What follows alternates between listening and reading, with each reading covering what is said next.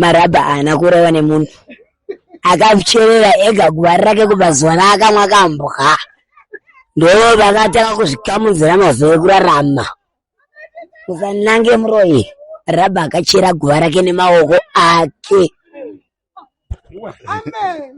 Saura wangu marabha zvanerwadza nekuti marabha ndakatanga kushanda nemarabha kuna Face anadhiniwe mumwe achiri mupenyu apiri vachiri vakabatana kusvika pekuti marabha akazosara aina piri dhiniwe akabuda mugemu mimo akafa marabha akanga akuzvikiswa naapiri ndo vakanga vasara vachiona marabha ana dhiniwe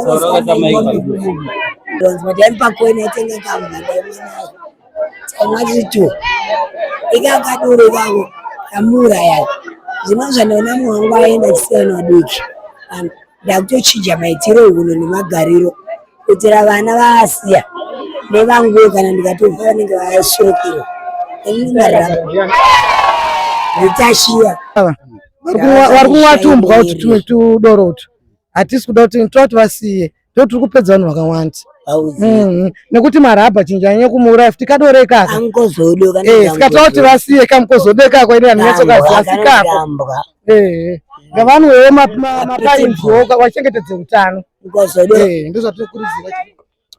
Inini marabha anga ari saura wangu zvekuti nguva zhinji taitamba tese achiuya kumba chingoma kweini tikampewo kweini airepo kuti tinoda kuenda kubasa but taizomona aenda kukachasu zvaiva zvinhu zvaitirwadza kuti tikampa mari oenda kukachasu ofisi taitazoti tikampewo kweini loro oendawo kubasa saka takazorwadzirwa zvikuchirwa kunzi marabha aita sei asi chinhu chinorwadza ndechekuti semunhu aizikanwa anga ine mukurumbira munyika yedu yeZimbabwe marabha aiurana nevanhu vakawanda, vanhu vakawanda vaimuziva ane shamwari dzake maartist akawanda ane mari but chinorwadza ndechekuti marabha kwaienda hanzvadzi yake maibheti nemumwe anonzi apira anogara kuzasuko ndo vaenda kunona marabha zvichireva kuti azhinji vemaartist emuzimbabwe hapana akwanisa kuenda sei kuenda kunona marabha zvinove zvinhu zvinorwadza. Marabha akafa achitambudzika ende two tirikuona macelebrity emuzimbabwe ari kuuya zveshuwa kuzobata maoko zvichema pamwe chete nesu asi chinorwadza ndechekuti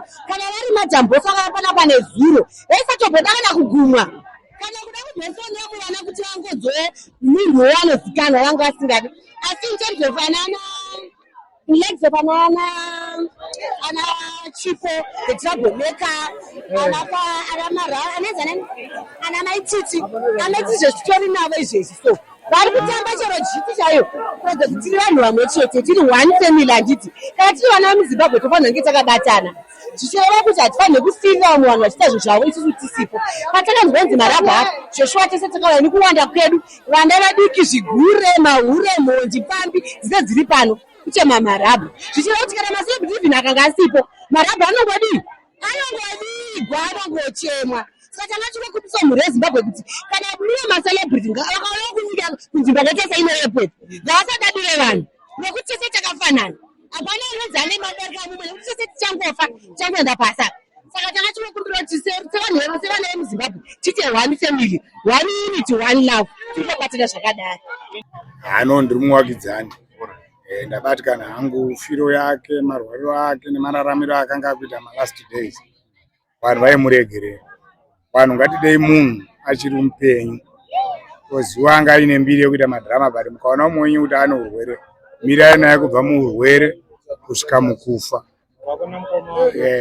vaimuregerera marabha akafa zvinorwadza titasire kuti kuwanda kwakaita vanhu kuwa dai kwanguri kubatsirana pamwe dai nhasi asina utongo munin'ina wake ndiye akwanisa kumubatsira munin'ina wake Itai ndiye akwanisa kumubatsira mukoma wake waimuregerera vaimuregerera asi Itai vaikwanisa kuita sei batsira kusvika pakumirira naye kusvika murufu ndo mamirira akaita kusvika zvamai manje kuti munhu tongomudhamba because hachakwanisa kutamba hachakwanisa kuekta sezvaaita vanhu ngavangoramba vaine rudo vachimbatirisa yakachirema chacho chiri pawheelchair chinogona kutoitawo zvimwe zvinhu but nenyaya yekuregererwa inowesena situation but ndotenda hangu kuti vazogona kuuya vachimirawo nani naye izvozvo zvakakosha futi mucommunity. Marabha yanga iri shamwari yangu ende taitamba tese tichifara tese kumwa taimwa tese asi kuti doro rainwa ndakanga ndisingagone kurinwa zvangu inini ndasingazorigoni ndaigara ndichimutsura ndikatisawira ona doro riri rakuzvimbisa matama nemiromo asi iye aita nharonzi ainini hanzvadzi ndodoro randinoda asi kadoro kauraya hanzvadzi yangu achisvika pakuzvimba matama nekuzvimba miromo yese aisvika pakuzviitira weti Marabha nekuzviitira puu toti bhudhi onai zvamuri kuita zvinoita here unzi aiwa hanzvadzi anenge adhakonzi amisteki oti aiwa misteki yako zvakanaka chinhu chada kuudzai mhuri yeZimbabwe ndechekuti tumbwa kadoro kaika kavanomwa kasina kudherotwa kaika akaite kaika kanodya mapako kachita sei inini tinotoda kuti vanhu vamwe zvinhu zvakarongeka zvinofamba asi Marabha doro raaimwa ndatenda ndingati rufu rwaMarabha rwatirwadzisa nokuti haakasi kutanga kurwara kwake. Akamborwara, mai vake vakambouya vakaenda, akadzoka futi akarwara vakauya. Chakanyanya kundirwadzisa pana Marabha ndechekuti mai vake ndaiva navo nezuva ndichivabvunza vachiti mukadzi wake wekutanga akaita mwana 1 mukomana ane 18 years asi ari kusenza, vachitoti ndanesa mazita acho kuZBC. Wechi2 wakanga naye akaita vana 3, aita vana 3 pambobuda vana Marabha kuenda out paya akauya ine mari dzake vatenga property yakawanda, adzatenga yakawanda ndipo vakazosimuka vana Marabha nevamwe vake vakunoacta somewhere. Achidzoka akawana mudzimai atora nhumbi zvese nevana zvese zvavanga vatenga property yese akaenda nazvo. Ndio pari kunyanya kundirwadza ipapo kuti ndinoona sokuti akazoita stress. Aita stress ndio zvakamusakisa kuti amwechi tinodhaka itoto. Ini ndongoona soti ndo pazvakatangira. Ndinogara zvangu muGlenwood, aigara achiuya pamashops eGlenwood plazi medu imomo mune pamwe panomwiwa itoto tinodhaka twachitwa muGlenwood. Saka ndingati ini ndarwadziwa kuti vanhu vana ava ndinototi vanhu ndinoshaya kuti vangaitwa sei chaizvo dei zvanga zvichibvira ka vongonzi wese anoita izvozvo ngaasatombobata vaitwe sezviya zvinoitwa kana madhiraivha zviya zvokuti ukabatwa uchinzi wakadhakwa zvebreathalyzer zviya wonzi hauchatoiti zvachose. Indonasa kuti dei vanga vanzarwa kuti kana uri munhu anotora izvozvo zvinodhaka izvozvo chisiya kuita basa iroro. Vakangomanikidzwa izvozvo ndofunga kuti vangarege. Vanhu vari kuti Zimbabwe vashanda industry arts vakaregerera mukomana ipapo ndinoonawo sekudaro nokuti paakapinda muchipatara ina hangu handina kuendako asi ndinoshanda nemunhu anga achiti muzukuru aiti haana kumboona vanhu vearts vachiuya zvokuti ini ndakatozongovaonawo nezuro ndo pandakaona vachiuya ende ndakatokushambara ndichiona vamwe vanhu vataisingoona muTV tichivavonawo varipo kuti asi vaimboregere nguva dzese kuuya. Zvokuti dai vakamuvinga ari kuchipatara ndofunga vangadei vakamubatsira. Pamwe aigona nokuti kuchipatara izvino zvakuitika nezvokuti vanorapa ane mari. Kana uine mari pakanyorwa mushonga unomhanya unotenga.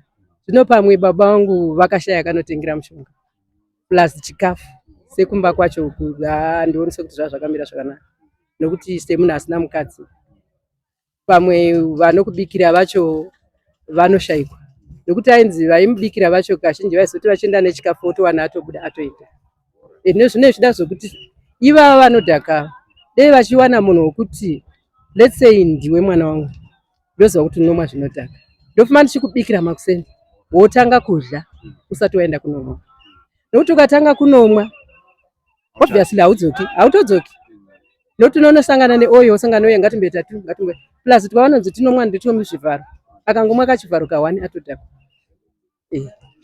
God bless you somebody. This is Prophet Jamela.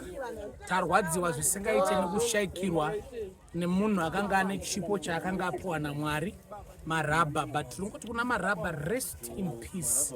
Mwari ngaave newe, Mwari ngaakuitire zvakanaka vanhu vese nemaondero akaita kunakidzwa nezvawaita uye nerudo tese takakuonai mukoma when we are young. Mwari vakuitire zvakanaka. May the grace of God be with you. God bless you. Mwari vakuropafadze muzita raJesu. Amen.